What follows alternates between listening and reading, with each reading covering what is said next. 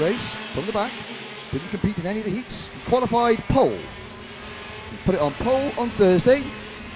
And Chris Lulham is the reigning European Junior X30 champion and finished 5th in this year's Junior European Karting Championship.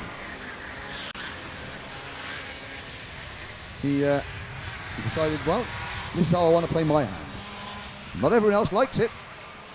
Certainly, there's 14 of the drivers that don't like it, but that's how you play your hand. He's got every right to. He's one of the fastest drivers in Europe this year, reigning European champion in X30, and, well, he's going to prove why now, because he's on the grid along with everybody else, and it's Joseph Taylor and Shihab Al-Habsi from Oman on the front row, Morgan Porter and Suleiman Zanfari from Morocco on row 2, Jamie Day from Dubai and Angus Mooresdale from Scotland on row 3, Sean Butcher and Luca Griggs row 4, America's Enzo Schianti and Klaas Kuik on row 5, Daniel Butterworth and France's Loris Caribou on row 6, Luke Preston and Cameron Coombs row 7, Chris Lulham on row 8. Here we go for a false start. Such build up, and then they can't get their formation right. Now, Cameron Coombs, we've seen Cameron Coombs. Oh, he was doing double duty. I'm not sure if he didn't make it out of the Junior X30 B final. So, the 698 driver. So, Joseph Taylor, driver from Brighton, up in Tyne and Weir, on the Fullerton Kart, driving for the Jade race team. Alongside him from Oman, Shihab Al-Habsi for Kieran Crawley's M Sport operation. Al-Habsi's teammate, Morgan Porter, who finished 2nd in last year's British Junior Karting Championship.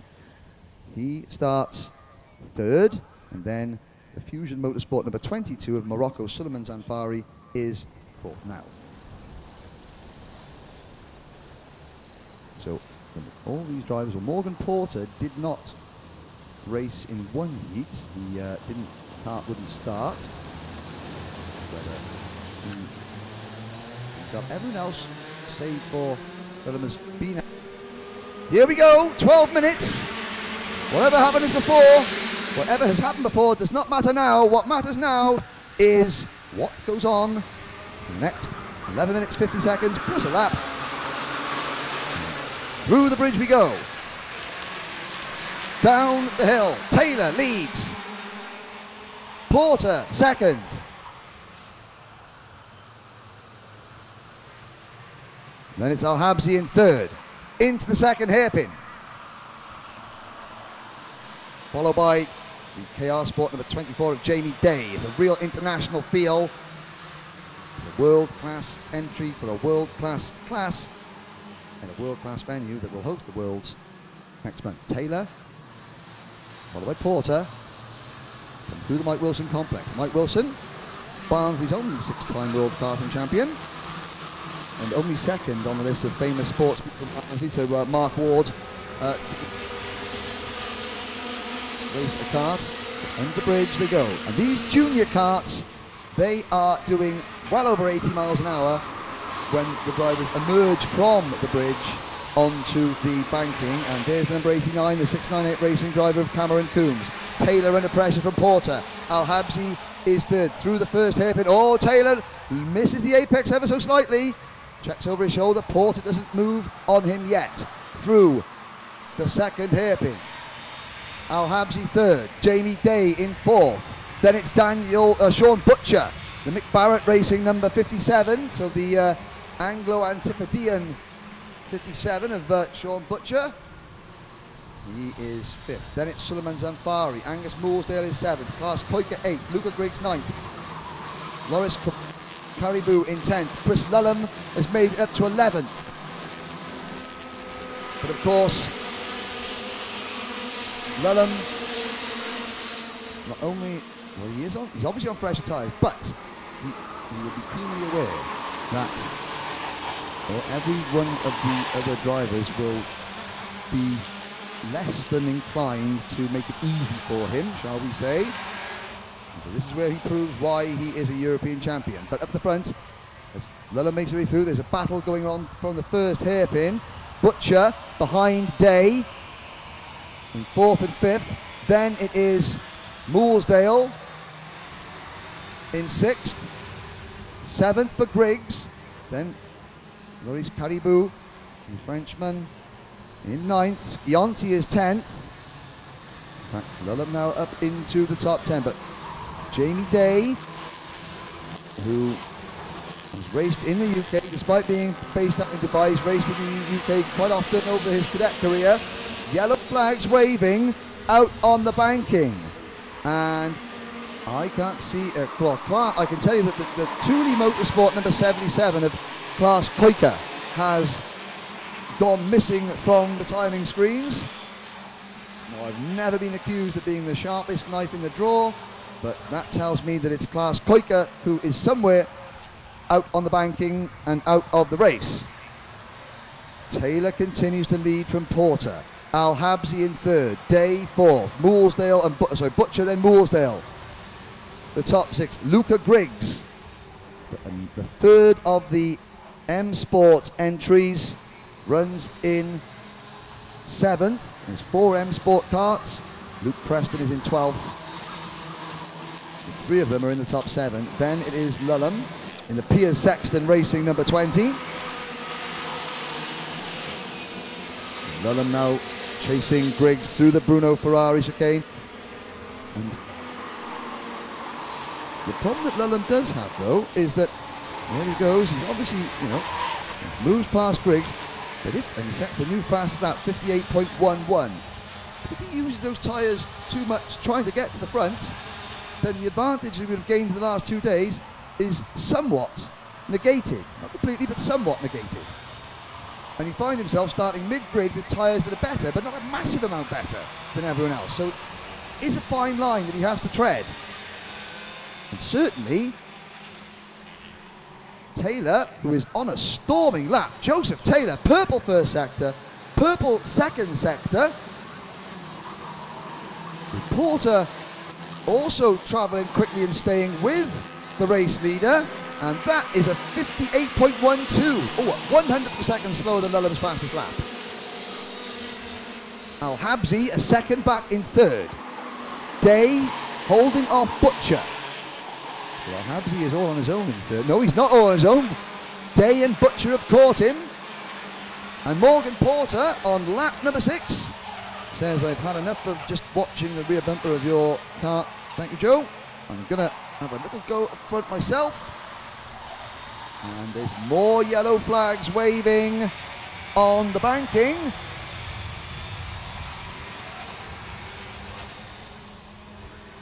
And Porter goes into the Mike Wilson complex. 6.5 minutes to go.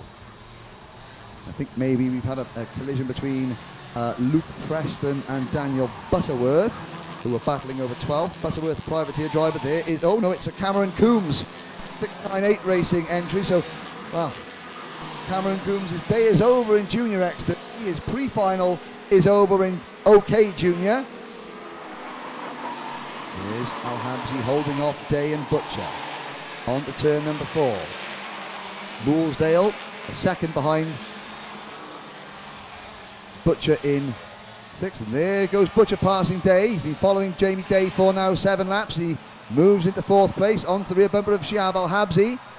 Behind them, Angus Moolsdale in the number 23 Fusion car and the number 20 Piers Sexton racing car of Chris Lulham. Now these two drivers, they're battling for the European Junior X30 Championship. Sorry, Butterworth and Preston are still out there in 12th and 13th place. It wasn't them that got involved, it was Coombs that went off. But 13 drivers still running. Moolsdale and Lulham battling over 6th and 7th. And Porter isn't able to pull away from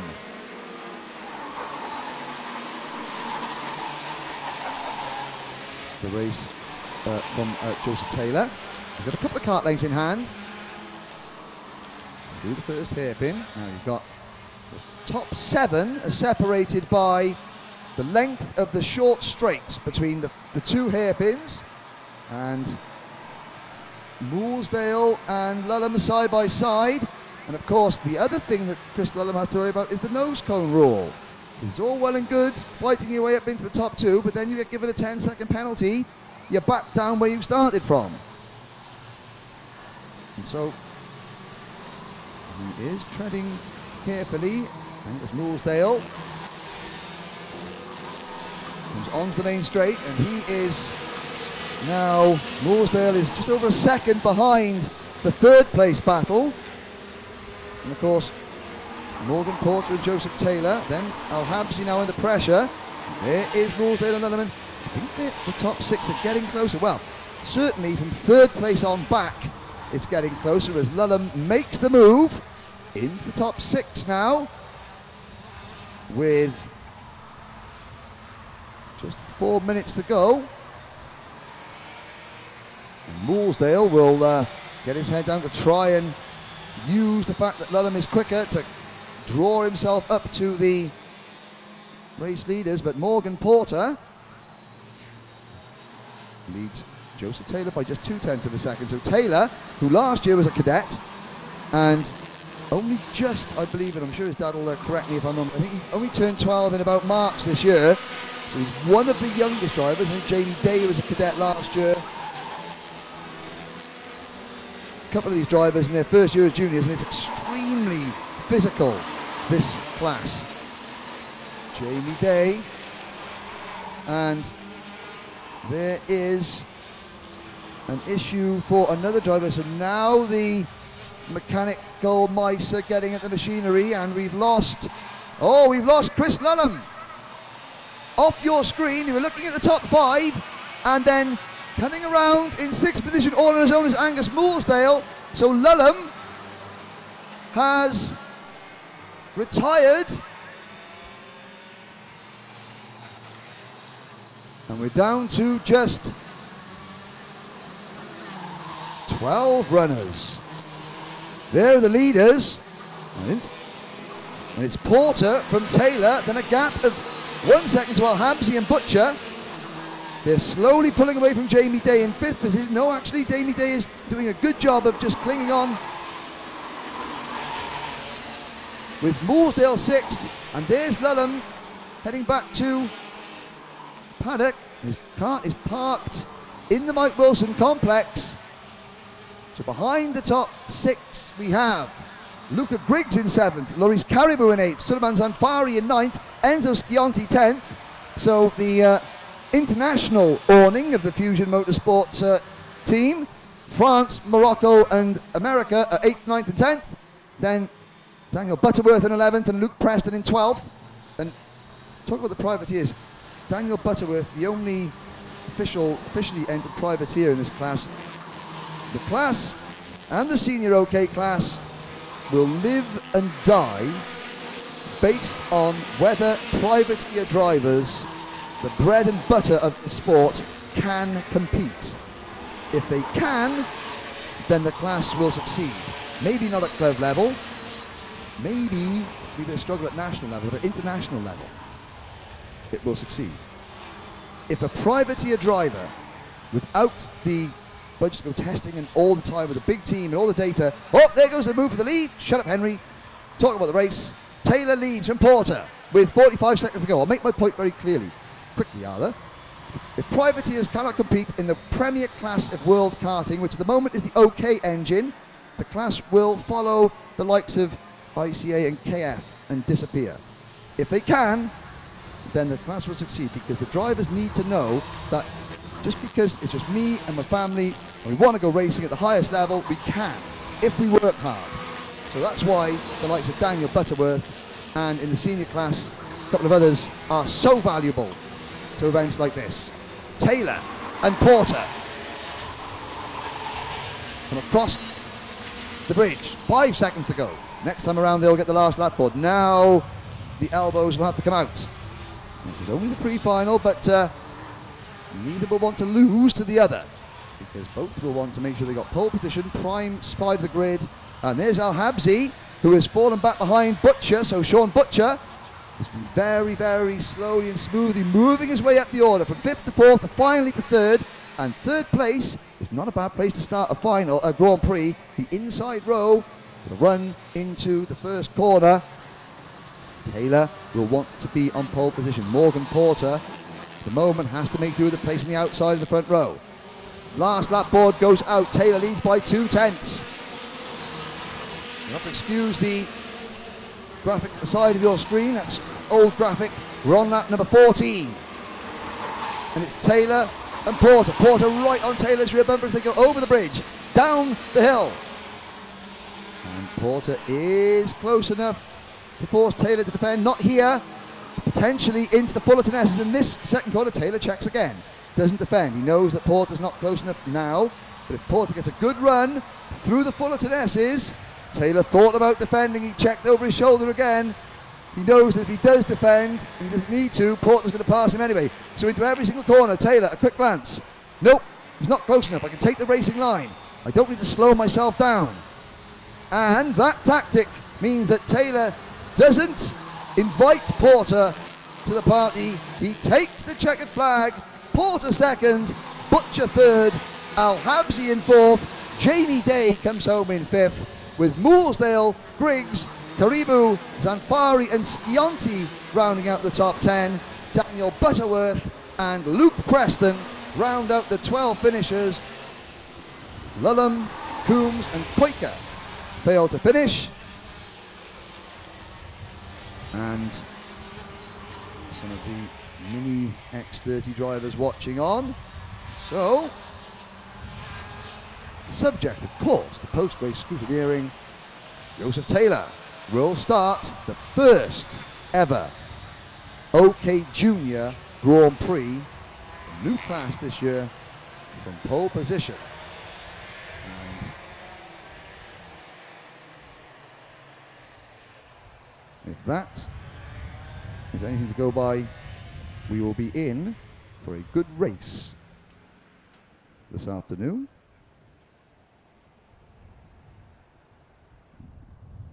Down to race number 48, the fourth of 9 pre-finals, and it is for Cadet Ayami, the only original Kart Masters class still competing. The MSA Cadet class has competed in every single one of the